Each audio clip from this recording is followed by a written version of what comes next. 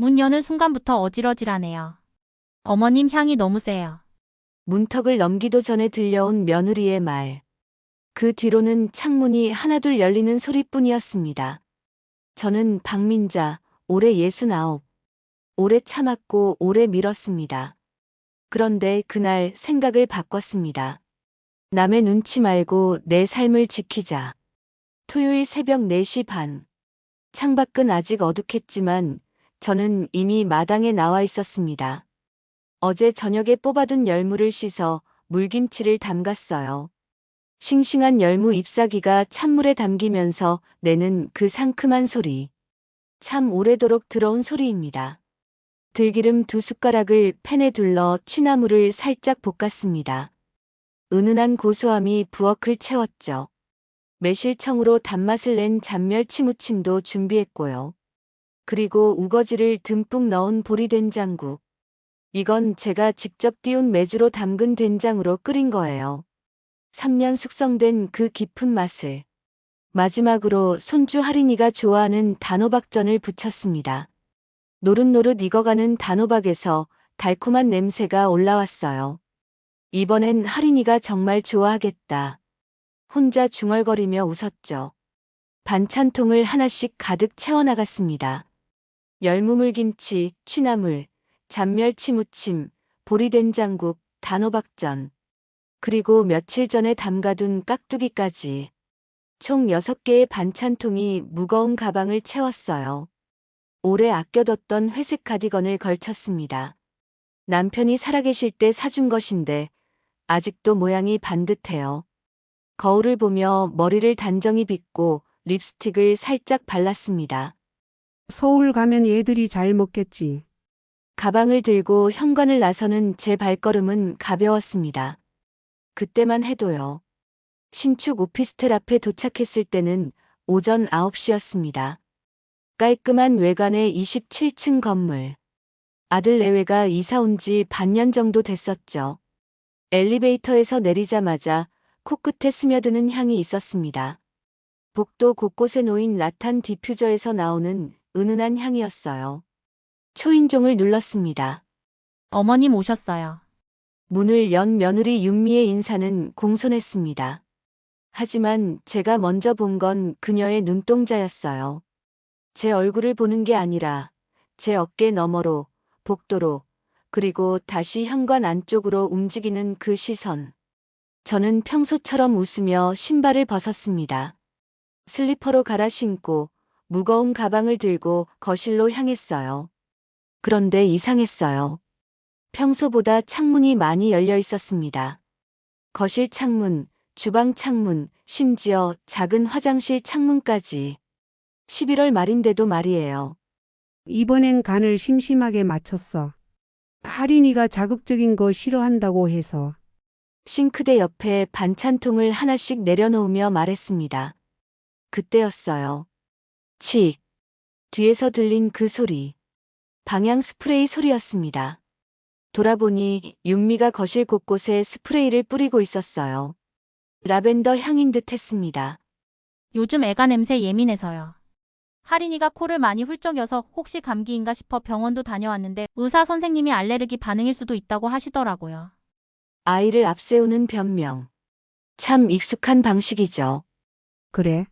할인이는 어디 있어? 아직 자고 있어요. 요즘 학원 숙제가 많아서 늦게 잤거든요. 윤미는 냉장고 문을 열었다가 닫았다가를 반복했습니다. 그러더니 조심스럽게 하지만 분명하게 말했어요. 어머님, 저희는 강한 향은 좀 그래서 요즘 음식도 최대한 담백하게 해서 먹고 있거든요. 그리고 지금 냉장고가 꽉 차서요. 강한 향.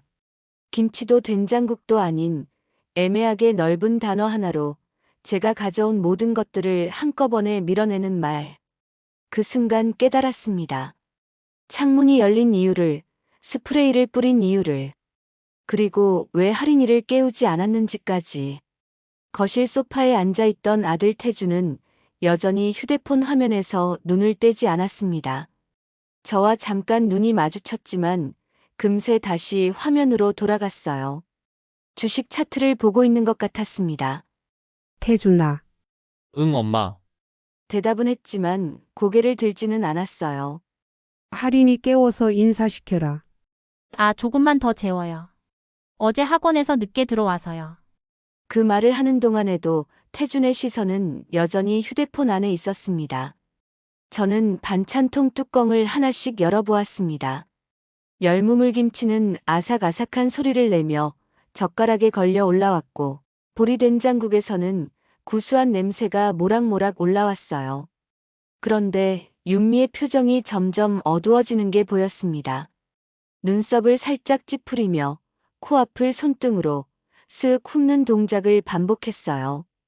에어컨이 돌아가기 시작했습니다. 제습 모드로요. 11월 말인데도 말이에요. 어머님 다음엔 알레르기 안 올라오는 걸로 부탁드릴게요.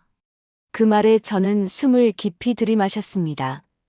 그리고 차분하지만 단호하게 물었어요. 알레르기를 일으키는 음식 있니? 순간 거실의 공기가 멈춘 것 같았습니다. 에어컨 소리만 웅웅거렸어요. 윤미는 미간을 더 찌푸렸다가 억지로 웃음을 지었습니다. 아, 어머님. 오해하시네요.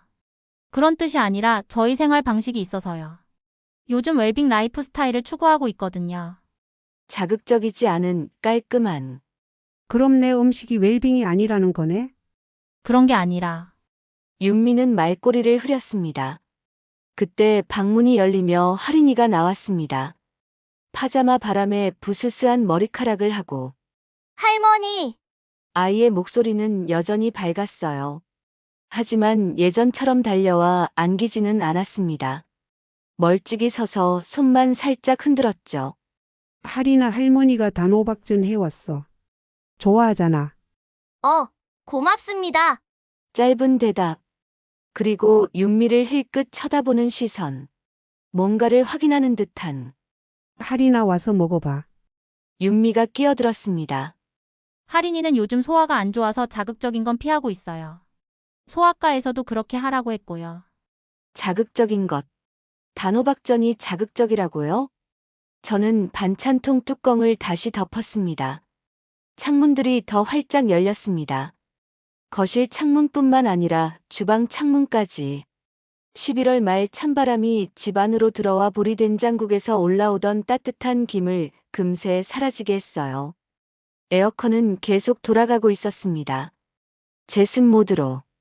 집안의 모든 공기를 바꾸겠다는 듯이. 저는 소파에 앉아 그 광경을 지켜봤습니다. 제가 가져온 음식의 냄새를 없애려는 필사적인 노력들을. 환기시키고 스프레이 뿌리고 에어컨 돌리고. 추워지네. 제가 말하자 윤미가 재빨리 대답했어요. 아, 환기 좀 시켜야 해서요. 요즘 미세먼지도 많고 실내 공기가 탁해지면 할인이가 기침을 해서. 또 아이 핑계였습니다.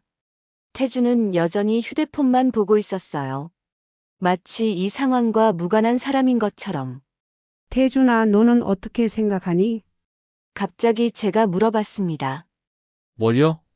내가 가져온 음식 말이야. 아, 그냥 뭐. 말을 흐리더니 다시 휴대폰을 봤습니다. 그때 할인이가 소파 뒤로 숨어서 단호박전을 몰래 하나 집어먹는 게 보였어요. 맛있다는 표정을 지으며. 하지만 윤미가 그걸 보자마자 말했습니다. 할인아 아침 먹고 나서. 아이는 고개를 끄덕이며 단호박전을 다시 내려놓았어요. 저는 그 모습을 보며 가슴이 먹먹해졌습니다. 아이까지 어른들의 감정 싸움에 끼어들게 만들고 있다는 생각에. 윤미의 휴대폰에서 메시지 알림이 왔습니다. 확인하더니 갑자기 밝은 표정을 지었어요. 어머님 죄송한데 급한 일이 생겨서요. 오늘은 일찍. 그 말이 떨어지기도 전에 저는 일어섰습니다. 알았어. 내가 갈게. 아, 그런 뜻이 아니라. 괜찮아. 나도 볼 일이 있어. 저는 반찬통을 다시 가방에 담기 시작했습니다. 6개 중 4개만 냉장고에 넣어뒀을 뿐 나머지는 그대로 가져가기로 했어요. 어머님 이건 두고 가세요. 윤미가 보리된장국을 가리키며 말했습니다. 이건 가져갈게. 혹시 부담이면 아, 부담이 아니라. 그럼 가져가마. 제 목소리에는 더 이상의 논의를 거부한다는 단호함이 있었을 거예요. 윤미는 더 이상 말하지 않았습니다. 다만 가볍게 말했어요. 네, 그게 좋을 것 같아요. 그 말에 제 가슴 한편이 차가워졌습니다. 현관에서 신발을 신는 동안 태주는 끝내 아무 말도 하지 않았습니다. 여전히 소파에 앉아 휴대폰만 보고 있었어요. 할인이가 현관 근처까지 따라왔어요. 할머니, 또 오실 거죠? 그럼 할머니가 또 올게. 단호박전도 다시 해줘요. 응, 그래. 아이와의 짧은 대화가 그나마 위로가 되었습니다. 문을 나서며 뒤돌아보니 윤미가 문틈으로 저를 배웅하고 있었어요. 억지인 듯한 미소를 띠고 어머님 안전하게 들어가세요. 응. 문이 닫혔습니다. 엘리베이터를 기다리는 동안 문 안에서 들리는 소리가 있었어요. 창문 닫는 소리, 에어컨 끄는 소리, 그리고 대화 소리. 이제 좀 시원하다. 태준의 목소리였습니다. 엘리베이터 안에서 저는 거울에 비친 제 모습을 봤어요.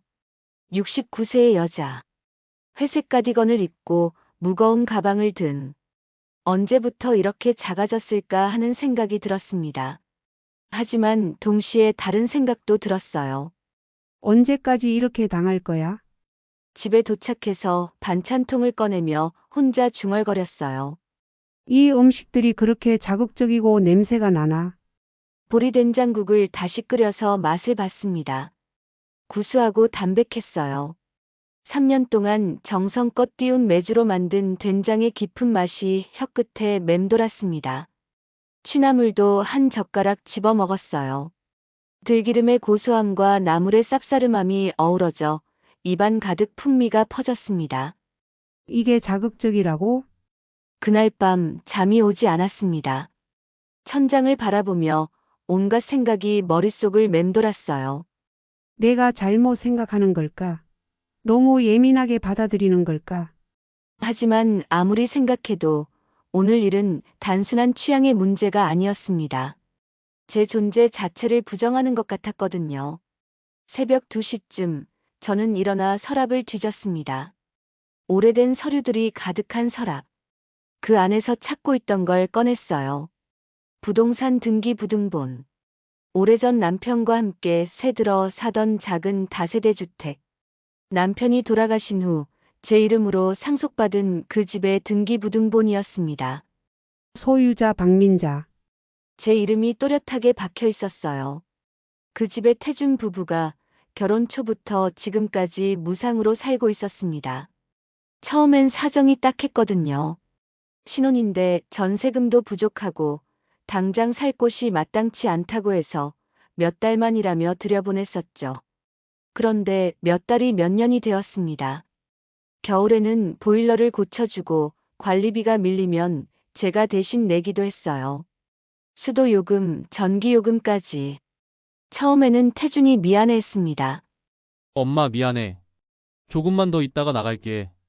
하지만 언제부터인가 그 미안함도 사라졌어요. 당연하다는 듯이 권리인 것처럼. 그리고 윤미는 아예 처음부터 고마워하지도 않았습니다. 등기부등본을 보며 생각했어요. 내가 왜 이렇게 살아야 하지? 내 집에서 쫓겨나고 내 음식은 거부당하고 문득 마음이 단단해졌습니다. 말로 설명해도 못 알아듣는 사람에겐 경계로 답할 수밖에. 다음 날 아침, 저는 등기부등본과 통장을 챙겨 동네 중개사무소로 갔습니다. 사장님, 이 주택 임대 놓으려고 합니다. 중개사무소 사장은 서류를 살펴보더니 물었어요. 지금 누가 살고 있나요? 제 아들 내외가 살고 있는데 한 달 후에 나가게 할 예정입니다. 지금까지는 무상이었습니다. 이제는 계약대로 하겠습니다. 중개사무소 사장은 잠깐 당황한 표정을 지었지만 곧 업무적으로 설명하기 시작했어요. 일단 임대차 계약 해지 통보를 하셔야 합니다. 1개월 전에 통보하시면 됩니다. 이미 결정했습니다. 법과 계약의 문장들. 임대차 계약서, 해지통보서, 임대료 산정서. 감정은 끼어들 틈이 없는 차가운 문서들이지만 그게 때로는 약한 사람의 방패가 되어주기도 하더군요. 저녁 6시 태준에게 전화를 걸었습니다. 태준아, 엄마야. 응, 엄마. 무슨 일이세요? 한 달 후에 집 비워라. 네? 무슨 말씀이세요? 그 집 임대 놓는다. 순간 전화 너머가 조용해졌습니다. 몇 초 후 태준의 목소리가 들렸어요. 갑자기 왜 그래, 엄마? 갑자기 아니야. 오래 생각했다. 너희가 생활 방식이 있다면서. 나도 내 생활 방식이 있어. 1개월 후에 나가라. 임대차 해지 통보서 내일 등기 우편으로 보낸다. 엄마, 우리가 어디 가서 살아? 그건 너희가 알아서 할 일이야.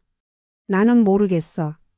통화가 끝나고 나서 제 손이 조금 떨리는 게 느껴졌어요. 하지만 후회는 없었습니다. 1시간 후 윤미에게서 긴 메시지가 왔습니다. 어머님, 저희가 어제 실수한 게 있다면 정말 죄송합니다. 그래도 가족인데 이렇게까지 하시면. 할인이는 어떡해요? 다음부터는 정말 조심하겠습니다. 저희도 생활 방식이 있어서 그런 거였는데 어머님 마음 상하게 해드려서 정말 죄송합니다. 다음엔 조심하겠다는 약속들. 그리고 마지막 문장. 우리도 생활 방식이 있어요. 아직도 모르는군요. 자기들이 뭘 잘못했는지. 며칠 후 큰 시누이 환갑잔치가 있었습니다. 친척들 20명 정도가 한 식당에 모였어요. 테이블 3개를 같이 두고 앉았죠. 태준 부부는 정해진 시간보다 30분 늦게 도착했습니다. 윤미는 마스크를 끼고 들어왔어요. 11월 말인데도 말이죠. 식사가 시작되자 윤미의 행동이 눈에 띄었습니다. 테이블에 앉자마자 물수건을 2장 겹쳐서 손을 오래 닦더군요. 그리고 젓가락과 숟가락을 또 한 번 물수건으로 닦았어요. 식사가 중반쯤 갔을 때였습니다. 작은 조카 하나가 제게 말을 걸었어요. 큰엄마, 지난번에 주신 열무물 김치 너무 맛있었어요. 또 좀 주세요. 그 말에 다른 친척들도 관심을 보였습니다. 민자 언니가 직접 담그시나? 요즘 시장에서 파는 건 너무 달아서 못 먹겠더라고. 우리도 좀 나눠주세요. 친척들의 반응은 윤미의 반응과 정반대였어요. 같은 음식인데 말이죠. 순간 윤미의 시선이 제 손으로 그리고 다시 제 얼굴로 올라왔습니다. 어색한 미소를 지으며 하지만 여기서는 향이 너무 세다거나 생활 방식이 다르다는 말을 할 수 없었겠죠. 친척들 앞에서는. 대신 저는 조카에게 웃으며 약속했습니다. 그럼 다음 주에 2통 가져다 줄게. 깍두기도 함께. 통보 후 일주일 뒤 태준이 혼자 집에 찾아왔습니다. 엄마, 우리가 잘못했어. 드디어 나온 첫 마디였습니다. 뭘 잘못했는데? 그냥. 다 잘못했어. 윤미도 반성하고 있고. 구체적으로 뭘 잘못했냐고. 태준은 또 한참을 머뭇거렸습니다. 엄마 음식을 그렇게 말한 거, 그렇게가 어떻게? 향이 세다고. 그런 말한 거. 말끝을 흐리는 태준을 보며 생각했어요. 아직도 모르는구나. 태준아, 솔직히 말해봐. 너는 내 음식이 어떤 것 같아? 맛있어, 당연히. 그럼 왜 윤미가 그런 말 할 때 가만히 있었어? 내 아내니까 편들어주고 싶었던 거지? 거짓말이었어요. 태준의 눈을 보면 알 수 있었습니다. 태준아, 한 번만 더 기회를 달라는 거야? 응. 그래, 그럼 조건이 있어. 태준의 눈이 조금 밝아졌어요. 윤미가 와서 직접 사과해. 그리고 앞으로 내가 가져가는 음식에 대해서 뭐라고 하지 마. 창문 열고 스프레이 뿌리고 그런 거 하지 마. 알겠어. 윤미한테 말할게. 그리고 하나 더. 뭐? 월세 20만 원씩 내. 관리비, 수도세, 전기세도 너희가 다 내고. 태준의 표정이 굳어졌어요. 엄마, 갑자기 돈 얘기를. 갑자기? 5년 동안 공짜로 살았는데. 그래도 가족인데.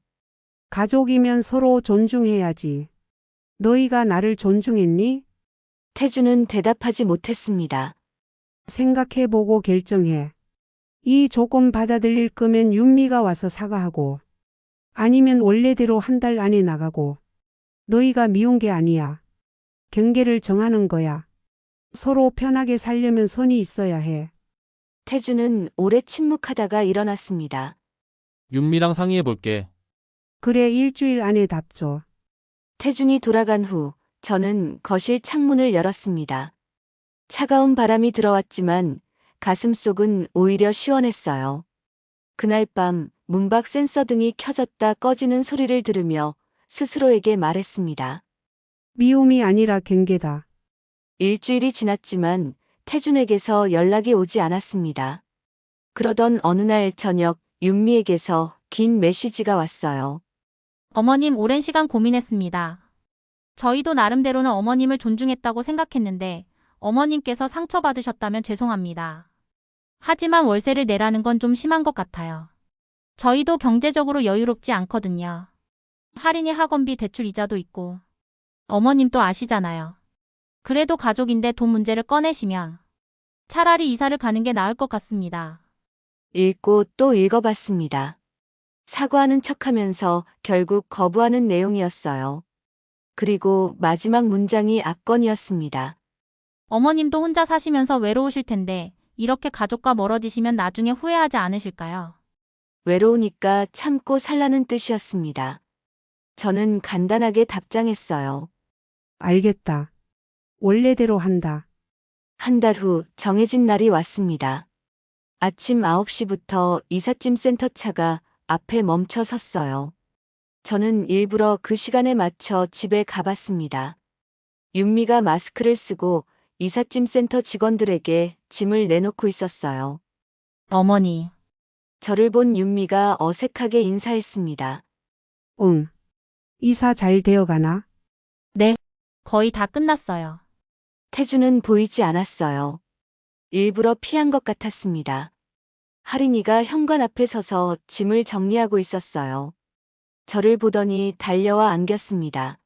할머니, 할이나 이사 가는구나. 응. 새 집도 좋대요. 아이는 밝게 말했지만 눈가가 조금 빨간 것 같았어요. 새 집에서도 잘 살아. 할머니, 새 집으로 놀러 오세요. 그래, 기회 되면.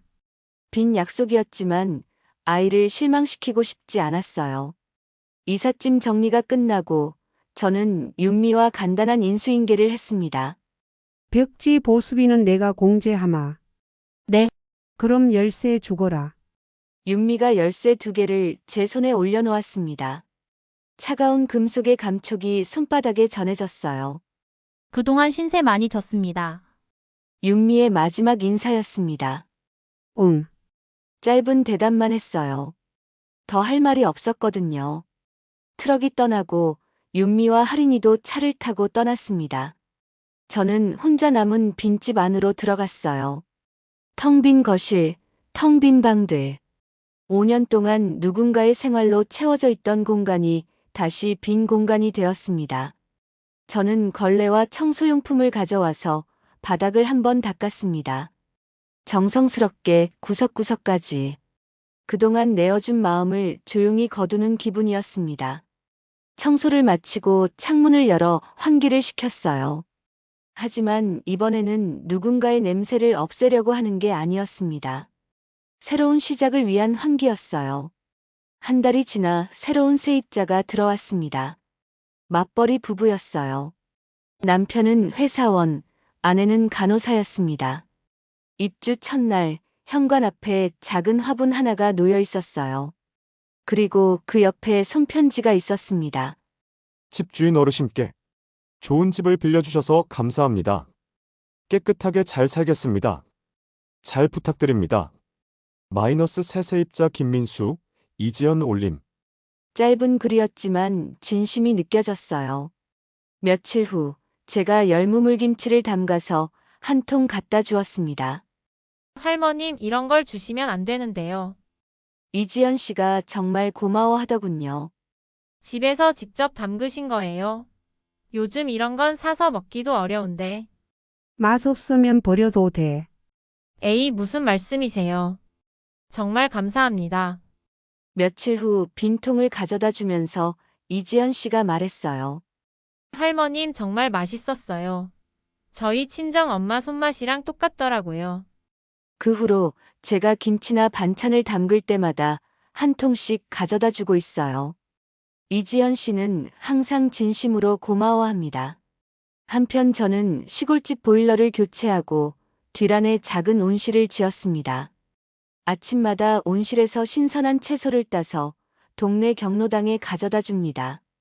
민자 씨 건 향이 깊네. 정성이 들어가서 그래.